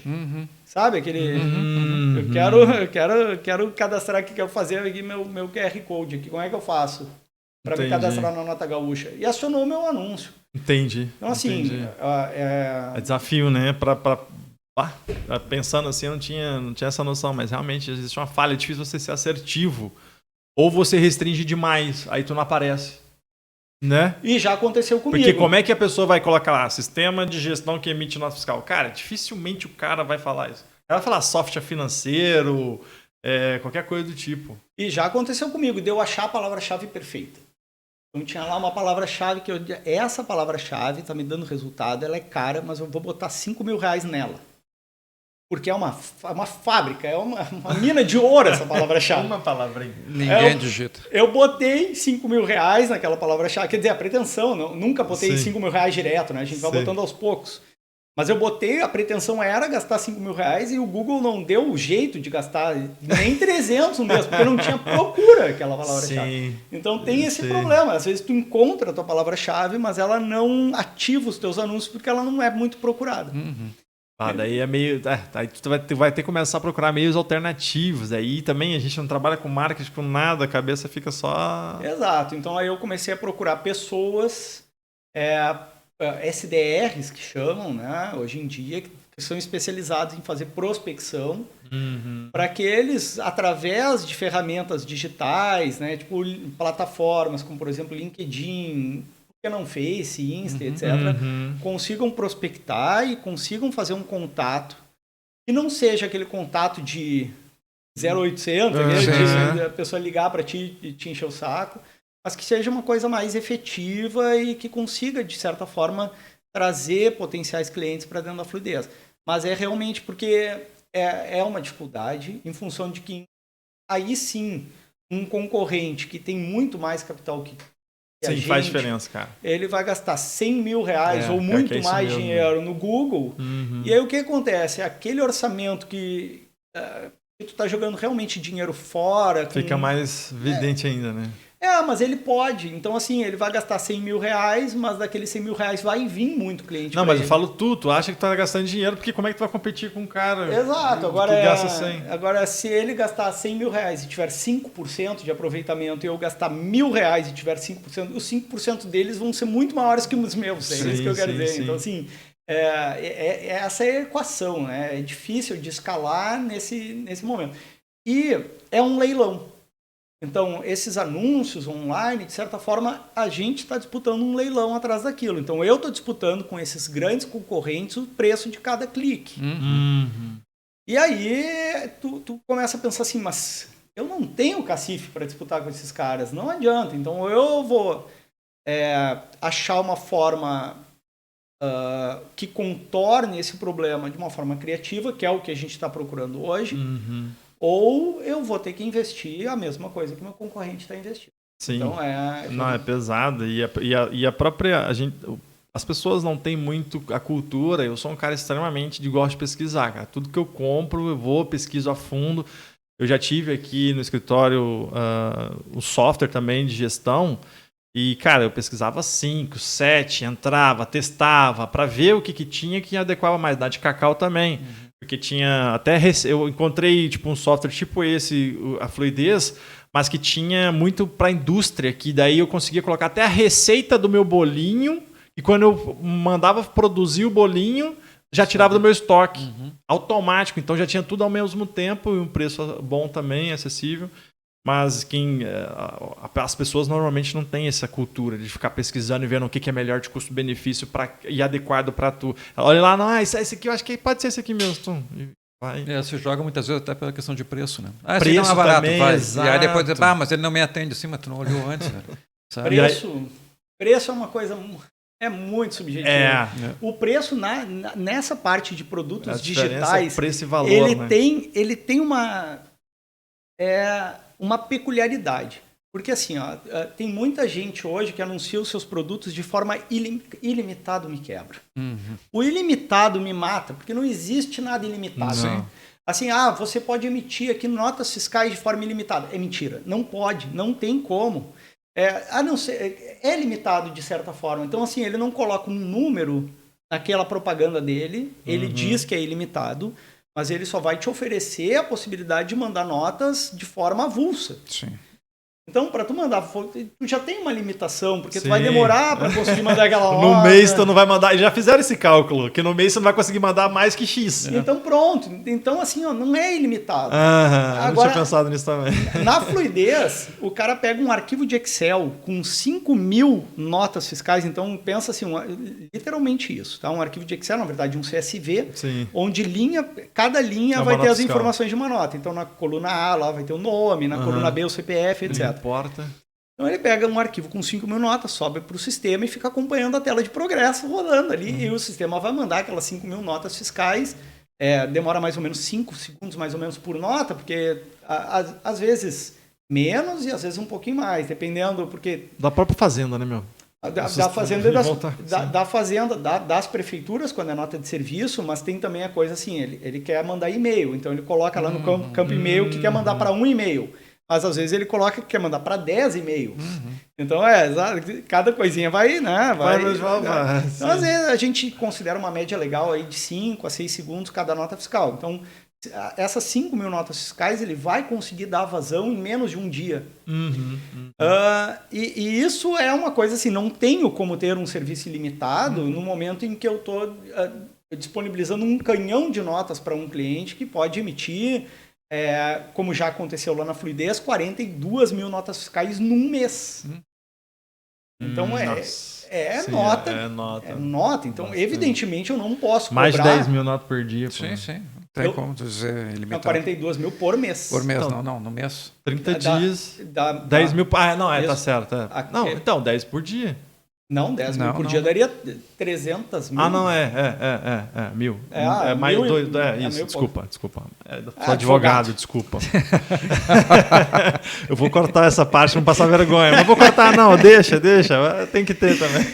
Essa tem que deixar. Essa tem, vamos deixar. Mas me diz quer perguntar uma coisa? Não. Mas, assim, a questão de, cara, o que tu imagina pro futuro aqui do teu ramo? A gente chegou até a trocar uma ideia, né? Mas, bom, as pessoas já estão vendo aí que não é tão simples assim, e eu acho que essa parte da venda, inclusive com a Teia, que eu ainda não foi lançado o MVP, mas acho que daqui a uns 3 meses vai ser lançado, mas é uma coisa que eu estou pensando desde já, como fazer de forma diferente para atingir, porque não é tangível, é um serviço, mas é de prateleira, então como gerar valor para as pessoas conseguirem conhecer, e é de um tema extremamente desconhecido, que é compliance, LGPD ainda, para muita gente Mas a gente tem que, essa parte da venda, a gente tem que superar isso para a gente poder ter sucesso. Mas e para o futuro, assim, para a fluidez, para o ramo da tecnologia, o que tu imagina aí, tu que já está há bastante tempo, até fazendo uma analogia do que tu já viu nesses 18 anos, como é que foi essa trajetória aí, o que tu imagina para frente, cara? O que a gente vê é cada vez mais novas empresas ou pessoas que estão querendo entrar nesse mercado desistindo cada vez mais rápido. Acho que é para o estímulo das startups também. Muito estimulado hoje, né? Criar uma startup. É muito difícil. É um nível técnico de conhecimento. Então, assim, hoje o que eu vejo é cada vez mais as empresas abrindo os seus sistemas para possibilidades de integrações com outras APIs. E cada vez empresas mais fechadas e mais focadas em uma determinada função. Então, então, lá na Fluidez, a gente atende vários mercados diferentes. Eu atendo o micro ou pequeno prestador de serviço, eu atendo escritórios de contabilidade também que querem ter como diferencial eles emitam as notas fiscais para os clientes deles, então a Fluidez propicia isso de forma fácil, inclusive com o certificado digital do próprio contador, então daí o cliente do contador não precisa ter certificado digital. E eu atendo também concorrentes. E aí quando eu falo isso, às vezes as pessoas se chocam, e eu atendo mesmo, eu tenho vários concorrentes que são meus clientes. Por quê?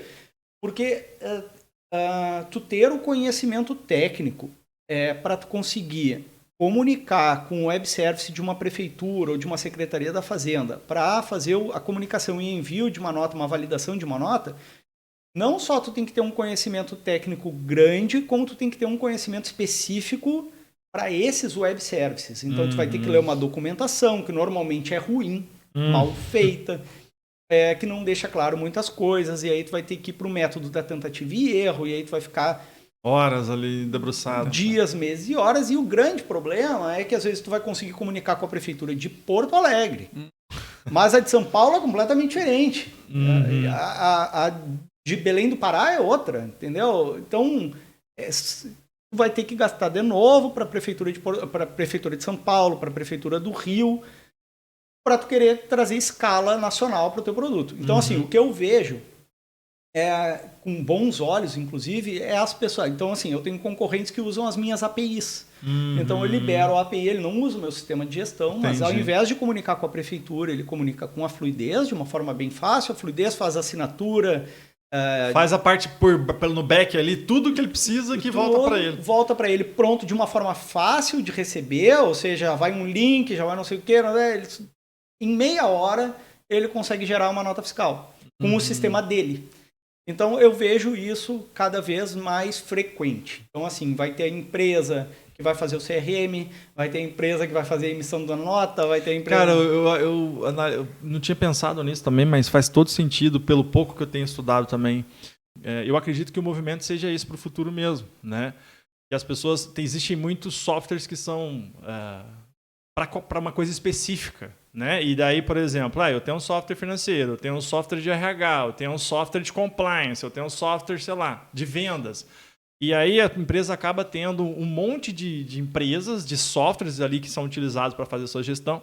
E eu acredito que no futuro as APIs ou vamos falar assim, acho que API é o nome certo, mas as funcionalidades conseguindo ser inseridos dentro de um sistema que já existe para funcionalidade específica, vai ser mais atrativo aí para as empresas, né? Porque elas vão ter um software ou dois e com várias funcionalidades de vários prestadores de serviço. Talvez vai ter um na frente, uma empresa na frente e outras funcionalidades agregadas por outros players no mercado que não aparecem, mas enfim, mas vai acabar sendo beneficiado também por isso, né?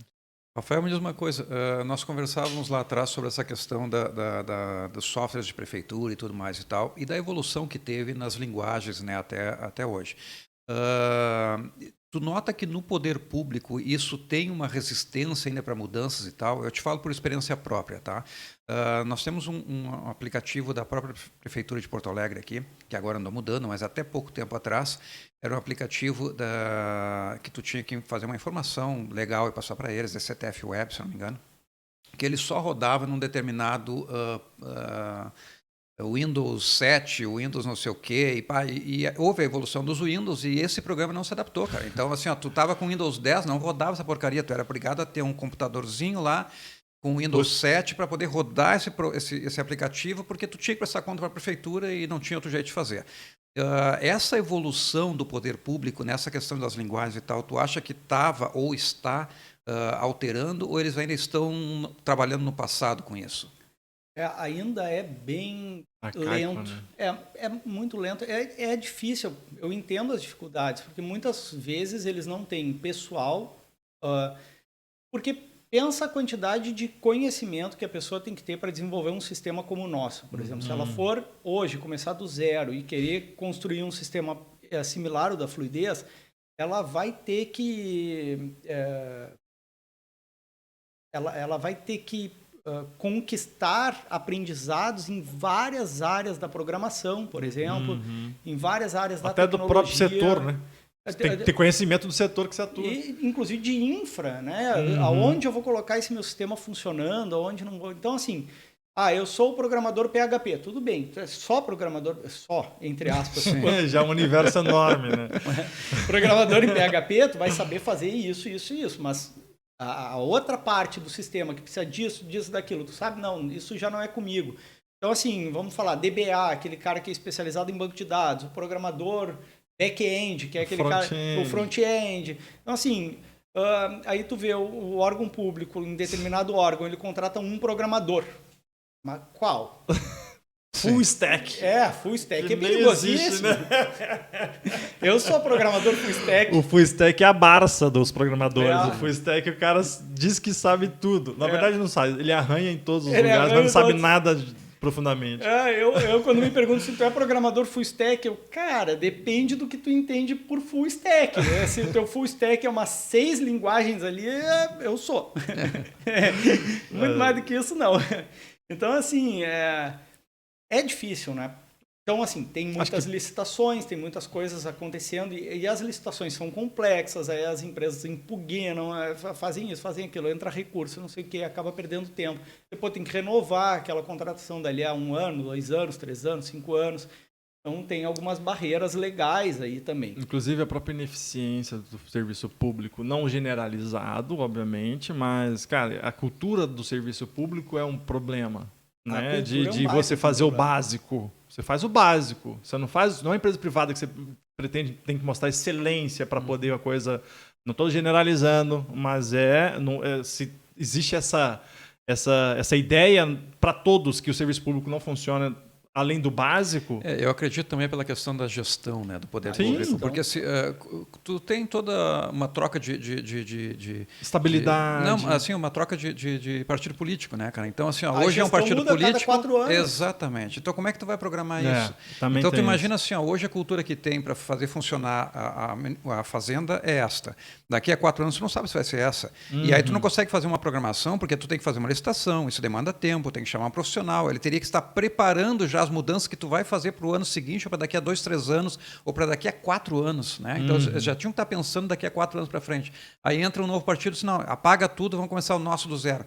Pô, aí foi tua gestão toda, meu velho. Entendeu? Sim, aí tu está trabalhando com um programa arcaico, que, claro, está tudo evoluindo, o teu programa parou no tempo, não evoluiu, e aí a sociedade é obrigada a se adaptar as ferramentas que ela tinha no passado e fazer funcionar hoje. Né? Até para eu não ser cancelado aí na internet, a ideia que eu tenho de serviço público não é os servidores. Não. É a cultura do serviço público, que inclui gestão, inclui precariedade em muitos setores públicos, até para você trabalhar, às vezes os caras trabalham, não tem nem ar-condicionado, não tem... Justamente. Entendeu? Né? Então é o todo. Computadorzinho não é o servidor. Que dão para o servidor trabalhar, é aquele computadorzinho. Mequetrefe, sim. Exato, então é difícil, é uma coisa bem complicada. Mas esperamos, né, que melhore aí. Mas assim, é engraçado porque até tem diferença também serviço público nas esferas municipais, federais e estaduais. Lá na federal, a coisa você vê tudo que é federal um pouco mais pá. Eu acho, pelo menos, né? Tipo, a minha esposa é funcionária pública federal. E aí eu estava, por causa da TEIA também, vendo questões de blockchain no serviço público. Na federal já tem redes de blockchain, serviço público, para fins de, por exemplo, no BNDES lá, para controle dos gastos públicos. Então, eu acho que depende muito também da esfera e do setor público. Cara, na questão de licitação, eu vou te dizer que, pelo menos a experiência que eu tenho lá no escritório, tá, com várias empresas que participaram da licitação, federal e municipal, porque pelo menos assim falando a esfera aqui de Porto Alegre, são bons pagadores, cara, e o troço funciona direitinho. O estado aqui do Rio Grande do Sul é que é ruim de negócio. Cara. Eu tive várias empresas que quebraram, literalmente, porque fizeram serviço com o estado e tiveram que esperar 4, 5 anos para receber. Aí não tem como, né? Aí não aguenta. Aí tu para de trabalhar para o estado. Mas isso talvez seja uma particularidade do nosso estado. Talvez em outro seja diferente, não sei. Mas a esfera esse tipo federal... de problema eu nunca tive... nem com o Estado, nem com o Federal. Mas eu conheço histórias, assim, né? A gente escuta falar, realmente é complexo. Mas, vamos lá, faz um pouquinho de merchan aí. Eu não sei, Álvaro, tem mais alguma pergunta? Não, acho que podemos encaminhar. A gente conversou bastante sobre a parte tecnológica. Eu sou apaixonado, cara. Eu achei engraçado no começo da tua conversa, tu falando, eu fui para o direito e depois eu fui para a tecnológica. Eu era hackerzinho, cara, na minha adolescência ali, e eu queria fazer ciência da computação, engenharia da computação. E aí fui crescendo, fui fazer um concurso para oficial de justiça, mas era só uma coisa passageira. E aí eu conheci o direito, me apaixonei, fiz direito, e agora já estou dentro do direito, indo para a parte de tecnologia, que eu sempre fui apaixonado. Mas eu achei interessante tu ter ido para o direito também, ter curtido ali a parte de tecnologia, e acabou indo para a parte de tecnologia, que é fantástica, né? Inclusive... as mudanças e os benefícios que nós temos para a sociedade, para a gente como ser humano, isso é sensacional. Mas conta um pouquinho aí, fala aí quais são os canais para contratar, conhecer um pouco mais a Fluidez e como é que faz para... enfim, faz o teu merchan aí para... Então, prestadores de serviço, pequenos comércios, cidades, as principais, a gente atende mais ou menos 150 municípios, as principais são Porto Alegre, São Paulo, Belo Horizonte, Belém, Pará. Brasil inteiro, não é Rio Grande do Sul, então. Sim. Brasil inteiro, com algumas exceções em algumas cidades, né? Porque a nota fiscal de serviço realmente é peculiar, assim. Quando entra em contato algum cliente que não é dessas cidades e ele tem um volume de notas interessante, a cidade, a gente vê que tem um tamanho onde a gente tem potencial de crescimento, a gente faz a homologação para esse cliente sem custo. Show de bola. Mas tem que passar por um processo ali de análise. Então, para quem tiver interesse em conhecer mais sobre a Fluidez, fluidez.com.br nos navegadores ou @fluidez.com.br em qualquer rede social. Show de bola, meu caro. Te agradeço. Imagina, eu que agradeço. Foi um prazer, adorei. É muito bom falar disso, né? A gente Sim, nem deu tempo de falar, sou apaixonado por isso. Eu acho que eu já falei aqui uma vez, repito, o pessoal parou de me chatear lá em casa quando tem churrasco e eu só falava com o Iago, um cara que já veio aqui também, sobre negócio, sobre business, que é o que eu mais gosto de conversar. Aí minha esposa sempre fala, de novo isso aí, no churrasco. Eu falei, vou falar sobre o quê, cara? BBB, samba, funk, não dá. Mas, enfim, encontrei meu lugar de espaço. Muito obrigado por ter vindo, cara. Deixo aberto aqui também para outras oportunidades. Surgiu uma nova ferramenta, surgiu um novo... Volta aqui, vem contar, falar novidades aí da Fluidez. tá sempre aberto, né? Rafael, adorei te conhecer, meu velho, prazer, tá? Prazer é meu, muito legal. O espaço está aberto, talvez não neste aqui, teremos mudança em breve. Pessoal, quem já sabe? aqui vai pro ar hoje, tá? Então, pessoal, hoje é quarta, amanhã, na verdade, amanhã já vai pro ar e vamos ter novidade. Você já vai falar, não? Em breve teremos novidades. Em breve, não sei, melhor, né? melhor. Senão, deixa a expectativa. Pessoal, mais uma vez, obrigado por assistir a gente. Deixa aí o seu like se você gostou do assunto. Curte nas redes sociais aí, né? Marca a gente lá. Ativa o sininho das notificações para estar recebendo esse e outros podcasts aí. E comente, né? Comente, né? Deixe seu comentário. Gostou do assunto? Não gostou? O que você quer que a gente traga, né? Que a gente vai trazer empresários do setor aqui para poder conversar sobre esse e outros assuntos. Valeu, pessoal. Até mais. Tchau, tchau.